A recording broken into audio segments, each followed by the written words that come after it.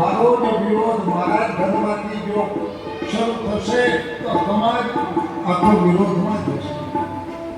પ્રહલાદને મારવા કેટલા પ્રયત્ન કર્યા, ઝેર આપ્યું, બચી ગયો. હાથીના પગ નીચે ચગદવા મહેનત કરી હાથીએ સૂરથી પોતાના માથે પ્રહલાદને પધરાવી અને નગરમાં આવ્યા.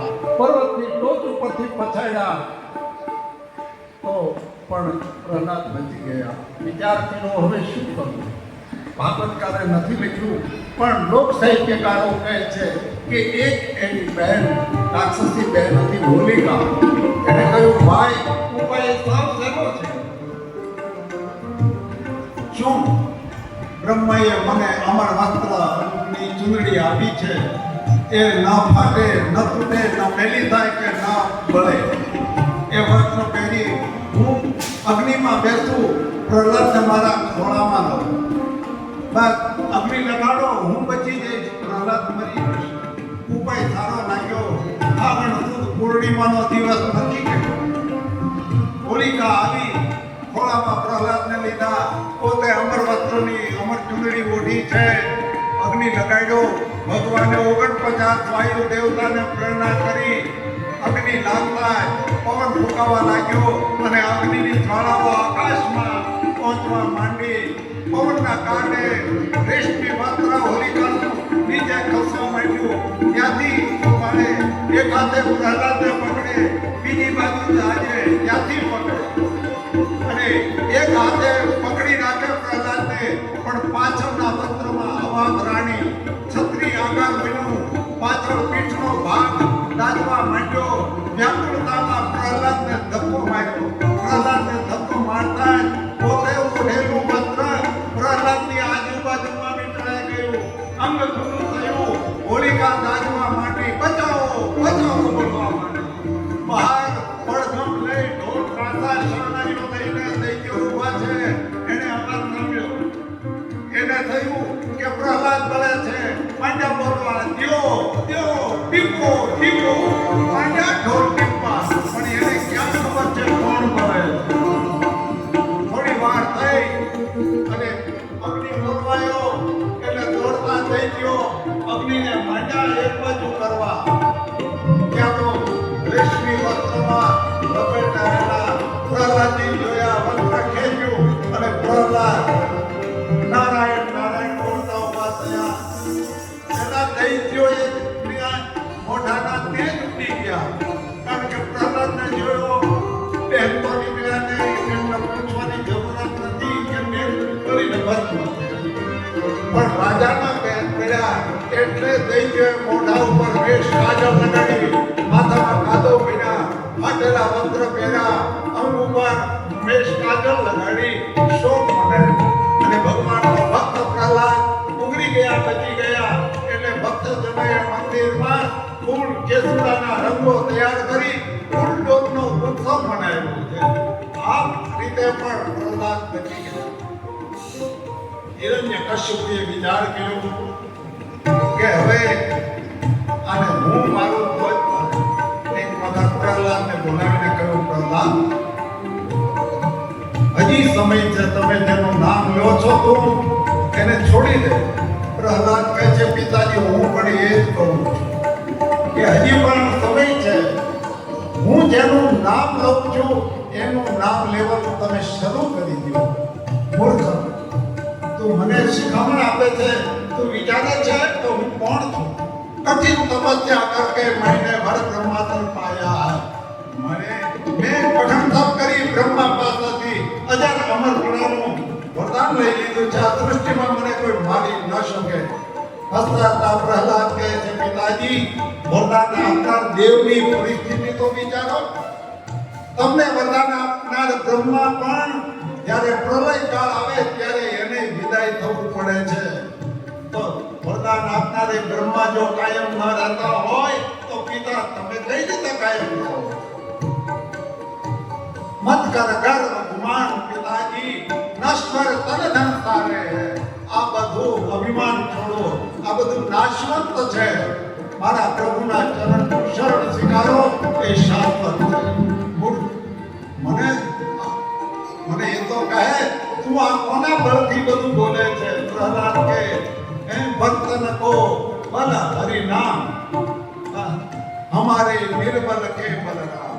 भक्त बळ એનો ભગવાન, મારા ભગવાનના બળથી બોલું છું। તારો ભગવાન મને એ તો કહે તારો ભગવાન ક્યાં છે?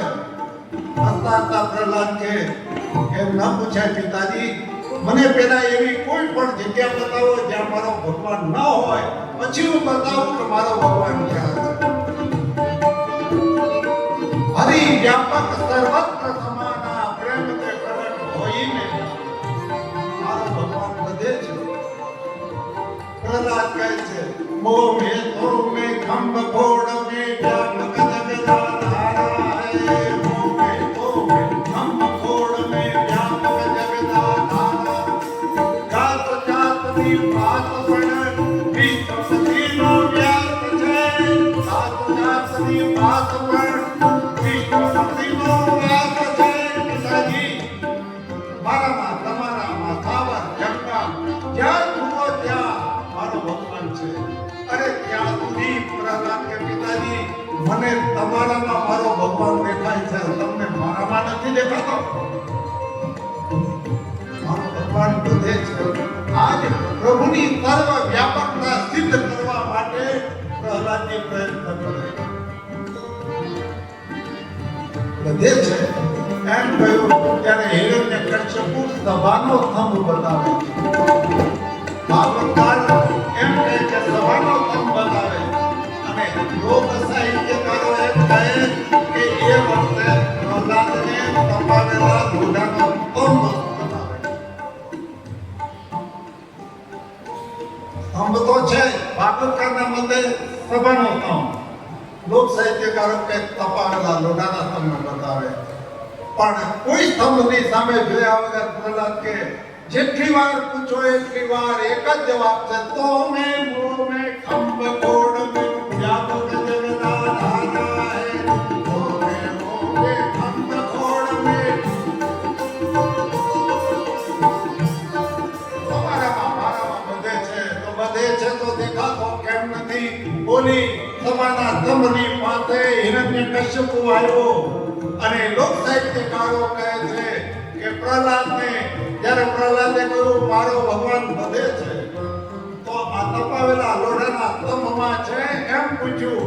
ત્યારે પ્રહલાદે તપાવેલા લોઢાના સ્તંભ તરફ દ્રષ્ટિ કરી, જુએ તો અગ્નિની શિખાઓ નીકળી રહી છે, આકાશ સુધી પહોંચે, અને આ જોતા જ પ્રહલાદની આંખમાં આંસુ આવી ગયા। એ કાંઈ મરવાથી ડરતો નહોતો, એને જોયું કે તપાવેલા લોઢાના સ્તંભમાં મારો પ્રભુ છે એમને કહી દીધું, જોયું નહીં, અને આ તપાવેલા લોઢાના સ્તંભમાં મારા વચન સત્ય કરવા માટે મારા ઠાકોરજીને આ સ્તંભમાં આવવું પડે પ્રગટ થવા માટે, તો મારા પ્રભુને કેટલો પરિશ્રમ થશે, આટલો વિચાર આવતા પ્રહલાદ રડવા માંડ્યા। અને એ વખતે ભગવાને લાલ કીડીઓની હાર બતાવી ત્યારે કહ્યું, બેટા પ્રહલાદ રડમાં, જો આ કીડીઓને કઈ ન થતું હોય તો મને પણ કઈ નહીં થાય। અહીંયા સભાના સ્તંભ પાસે હિરણ્યકશ્યપુ આવ્યો અને કહ્યું છે તો કેમ દેખાતો નથી? એ વખતે સભાના સ્તંભમાંથી ગુડુ ગુડુ ગુડુ ગુડુ ગુડુ શરૂ થયો, જાણે અંદરથી કોઈ કહેતું હોય કે હજી સમય છે, કોઈ ન મળે તો દીકરાને ગુરુ માનીને કહે છે અહીંયા હાથની મુઠ્ઠી ઊંચી કરી અને આ લોક સાહિત્યકારો કહે છે તમારા લોઢાના તપને બાદ પીડવાનું કહ્યું જય ગોકુળપતિ ગઈ નામા બોલા હાથ કરી દોટ કાઢી અને આ બાજુથી પ્રહલાદે બાદ પીડી આ બાજુથી હિરણ્યકશ્યપે એક મુઠ્ઠીનો પ્રહાર થતા પૃથ્વી કણો થયો ધરણી ધ્રુજવા લાગી શેષ અને કચ્છપ ભગવાન બધા જંગલમાં માંડ્યા સૂર્યનારાયણના રથના ઘોડા આડા હવળા જવા માંડ્યા અને પ્રચંડ અવાજ સાથે સ્તંભ થયો માણસોએ કોઈ દિવસ નજરે ન જોયું હોય પણ કાનથી ન સાંભળ્યું હોય એવું અર્ધ પશુ સિંહનું અને બાકીનો દેહ આખો પુરુષનો ધારણ કરી સત્યમ વિધાતુની નૃત્ય ભાષતા આજ પોતાના સેવકના વચન સત્ય કરવા નરસિંહ રૂપ લઈ પ્રભુ પ્રગટ થયા. બોલીએ નરસિંહ ભગવાન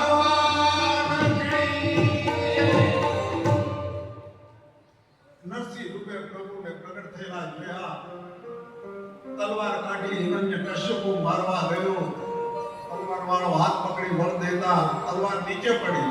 માથાના વાળ પકડી જેમ કોઈ સિંહ હાથીને ઢસડતો હોય ગજરાજને ઢસડે એમ નરસિંહ પ્રભુ ઢસડતા ઢસડતા રાજમહેલના ઉંબર ઉપર આવ્યા. આસન લીધું, ખોળામાં દેહ નાખ્યો.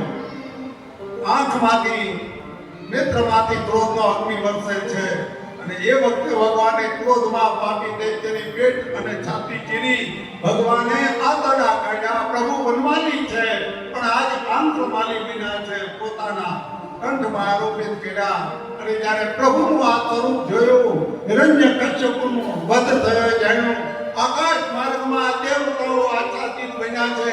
એમણે પોતાના ફૂલ અને મોતીથી નરસિંહ ભગવાનને વધાવી જય જયકાર પુનઃ ફેરો બોલીએ નરસિંહ ભગવાન કી જય. પાપીને કહે છે પૂર્વ કાળમાં બ્રહ્માએ આપેલું વચન પૂર્ણ થાય. ઘરમાં છો કે ઘર બહાર, ઉપર ઉપર નથી ઘરમાં નથી ઘર બહાર, ઉપર છો કે નીચે નથી ભૂમિ ઉપર નથી આકાશમાં, આપના ખોળામાં છો, ક્રોધમાં છો. નખ બતાવીને કહ્યું આ લીલા છે કે સૂકા, વળગ્યા છે લીલા વધ્યા છે સૂકા છે, નથી લીલું નથી સૂકું. તો રોઢું છે કે લાકડું, નથી રોઢું નથી લાકડું. તો મનુષ્ય શું કે પશુ? પ્રભુ મુખ પશુનું, ઉગરી અંગ આખું મનુષ્યનું. નથી પૂર્ણ પશુ, નથી પૂર્ણ મનુષ્ય. દિવસ છે કે રાત, અર્ધ સૂર્યાસ્ત થયો, અર્ધો બાકી, નથી પૂર્ણ સંધ્યા, નથી રાત્રિ, નથી દિવસ. તો બ્રહ્માની સૃષ્ટિમાં બ્રહ્માએ મને બનાવ્યો છે. મહારાજ કેમ કેવું સ્તંભ તોડી બાદ પ્રજ્ઞા એટલે બ્રહ્માએ બનાવ્યા હોય એવું નથી લાગતું. તો બાદ આજ પૂર્ણ કાળમાં લીધેલું વચન પૂર્ણ થાય છે.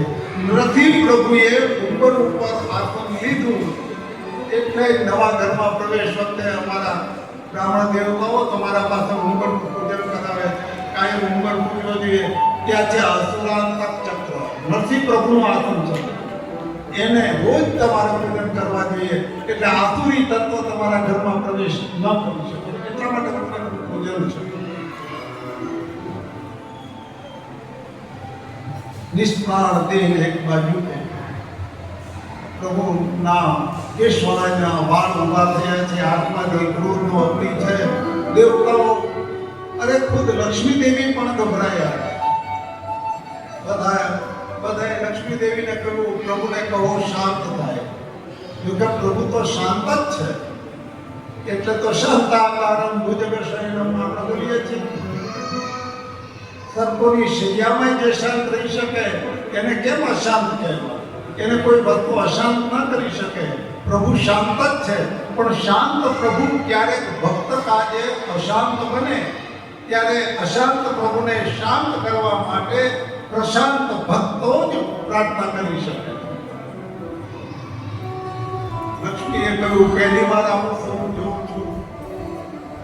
બધાએ પ્રહલાદને કહ્યું. ત્યારે પ્રહલાદજીએ પ્રભુના ચરણમાં દંડવત પ્રણામ કર્યા.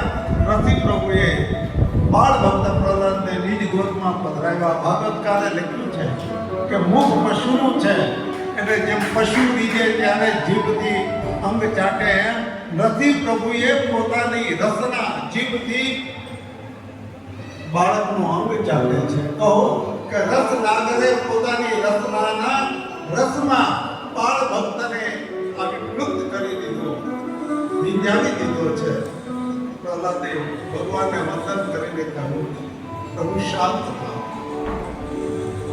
પ્રહલાદે ભગવાનની સ્તુતિ કરી. બ્રહ્માદય સુરગણા મુનયો સિદ્ધા. આપની કૃપા ન મેળવી શકાય પ્રભુ, એ મને સહજ રીતે પ્રાપ્ત થાય. ઉગ્ર જાતિમાં જન્મેલો હું ક્યાં અને ક્યાં તમારી કૃપા. મને કહેવા દો પ્રભુ, વિષદગુણ વિતારવિંદ ના. હે પ્રભુ, 12 ગુણયુક્ત બ્રાહ્મણ જો તમારો ભક્ત ન હોય, તમારા સ્મરણ સેવા ન કરતો હોય, તો એના કરતા અન્ય જાતિમાં જન્મેલાને ઉત્તમમાં બ્રહ્માદય ગુણગણા ગુણયો પ્રસિદ્ધા તત્વે કથાન મતયો વચસામ પ્રવાહી. નારાધિતુમ પુરકણાય રઘુનાપી પીપળો કિમ તોષ્ટુ મરસી સમે હરિ ઉગ્ર જાતે. હરિ ઉગ્ર જાતે. ઉગ્ર જાતિમાં જન્મેલો મારા ઉપર આવી કૃપા કરો. મારા પિતાએ તમારો વિરોધ કર્યો તો પ્રભુ મારા પિતાને તમે સદગતિ આપજો. મન હસતા ભગવાન કહે છે, પ્રહલાદ, તારા પિતાને સદગતિ આપનાર હું કોણ? તારા જેવા ભક્તો જે કુળ કુટુંબમાં જન્મે એની 21 પેઢીનો ઉદ્ધાર જ થાય છે. 21 પેઢીની ગણતરી એ રીતે છે કે 7 તારા પહેલાની, 7 તારા પછીની, અથવા 10 તારા પહેલાની, 10 તારા પછીની અને તારી અત્યારની પેઢી, એમ 21. પણ બીજી ગણતરી એમ છે કે 7 તારી, 7 તારા મોધાળ પક્ષની અને 7 તારા સસુર પક્ષની પેઢી, એમ પણ 21 પેઢીની ગણતરી છે. એટલે જમાઈ કદાચ 2 માળા વધારે કરતા હોય તો સસરાએ ચિંતા કરવી નહીં. જમાઈ દ્વારા સસરાનો ઉદ્ધાર થાય. 21 પેઢી. અરે તારા જેવા ભક્તો જ્યાં જન્મે ત્યાં એને ઉત્તમ ગતિ મળે છે. ભગવાને કહ્યું, માં તારે જે જોઈએ માં.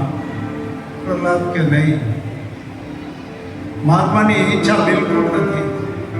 આશા રાખે ને પોતાના સ્વામી પાસેથી આશા રાખે સાચો શિષ્ય, સાચો સેવક નથી. એ વણિકા એટલે એમાં વેપાર છે કે મારા શેઠ ખુશ થઈ જાય, મારો પગાર વધારી દે, એ રીતે સેવા કરે તો સાચો સેવક નથી. મને કોઈ પણ પ્રકારની ઈચ્છા નથી. પણ પ્રભુએ બહુ આગ્રહ કર્યો, નહીં માગ. પ્રહલાદે કહ્યું, મહારાજ, મારા હૃદયમાં કોઈ પણ દિવસે કોઈ પણ કામના જાગે નહીં, કોઈ અપેક્ષા જ મને ન જાગે. મને અપેક્ષા રહિત જીવન આપો. ભગવાને તથાસ્તુ કહ્યું. પ્રભુએ કહ્યું, હવે પછી તારા વંશમાં જે જન્મે એને હું મારા હાથે મારીશ નહીં. વચન આપ્યું. બ્રહ્મને બોલાવીને કહ્યું, પરિવાર આવા દૈત્યોને એવા આશીર્વાદ આપતા નહીં. મારા ભક્તોને ત્રાસ આપે છે, એના ઉપર દુઃખ નાખે.